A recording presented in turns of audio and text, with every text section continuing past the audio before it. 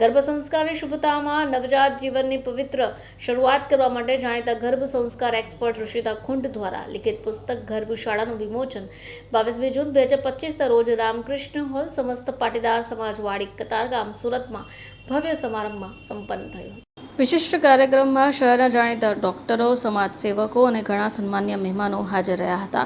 ખાસ કરી ગર્ભવતી માતાઓ, પેરેન્ટ્સ ટુ બી, પ્રેગ્નન્સી પ્લાનિંગ કરતા કપલ્સ અને સંસ્કારપ્રેમી પરિવારોએ કાર્યક્રમમાં હાજરી આપી। ગર્ભશાળા પુસ્તિકા એ માત્ર પુસ્તિકા નથી, પરંતુ ગર્ભાવસ્થાની દરેક તબક્કે માતા અને બાળક માટેની આધ્યાત્મિક ઉન્નતિ છે, માનસિક શાંતિની ચાવી છે। આ પુસ્તકમાં માતૃત્વની દિવ્ય યાત્રાને સંસ્કારમયી બનાવવા, તેજસ્વી સંતાન, સંસ્કારી સંતાન બનાવવાના ઉપયોગી માર્ગદર્શન અપાયા છે। ગર્ભશાળા માત્ર માતાના હાથમાં રહેતી પુસ્તક નથી, ભાવિ પેઢી માટે એક સંસાર શિલ્પ છે અને મા બનવું શારીરિક ઘટના નહીં, પરંતુ આત્માનું પુનઃજાગરણ પણ છે। વધુમાં પુસ્તકની લેખિતા ઋષિતા ખુંટે જણાવ્યું હતું કે ભારત વર્ષને સંસ્કારમયી પેઢી આપવાની શરૂઆતના બીજનું રહસ્યનું આ પુસ્તક છે। સંસ્કાર સમારોહમાં ભાગ લેનાર 100 કરતાં વધારે દંપતીએ પોતાના આહાર વિહાર વિચારોમાં પરિવર્તન કરી શ્રેષ્ઠ બાળકને આ દુનિયામાં લાવીશું એવો શુભ સંકલ્પ પણ કર્યો હતો। ઋષિતા ખુંટ અને હું ગર્ભ સંસ્કાર ટ્રેનર છું અને ડિવાઇન બેબી સોલની ફાઉન્ડર છું। આજે તમારું પુસ્તક વિમોચન થઈ રહ્યું છે, શું કહેશો? મારું પુસ્તક વિમોચન આજે થઈ રહ્યું છે। છેલ્લા 18 વર્ષનું મારી મહેનતનું આ પરિણામ છે અને હું આના પર 18 વર્ષથી રિસર્ચ કરીને બુકના રૂપે મેં આજે પ્રસ્તુત કર્યું છે।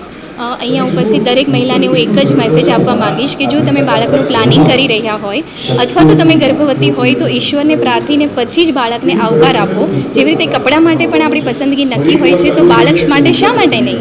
તો બાળકના માતા પિતા બનવા માટે પણ ભણવું પડે અને એ શાળા છે આપણી ગર્ભશાળા।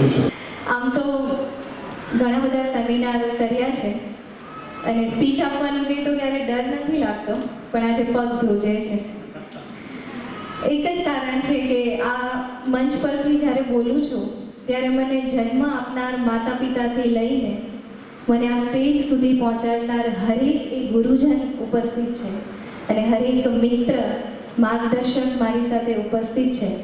મનમાં કૃતજ્ઞતા સિવાય બીજું કંઈ નથી કે એક તો મને ભારત વર્ષમાં જન્મ આપ્યો અને એમાં પણ જે મા બનવાની છે એ માને પ્રેરણા આપવાની મને તક આપી। સરસ્વતી મારી જીભે વસી અને એના માટે હું ઈશ્વરનો ધન્યવાદ કહીશ। અને જો ઈશ્વર સમય બનીને મારી સામે ઉપસ્થિત હોય તો હું એટલું જ કહીશ કે સમય મેં તારો ખૂબ સદુપયોગ કર્યો છે। ક્લાસમાં હોય, ગાડી ચલાવતી હોય છતાં પણ મેં મારા વિચારોને સકારાત્મક રાખ્યા છે।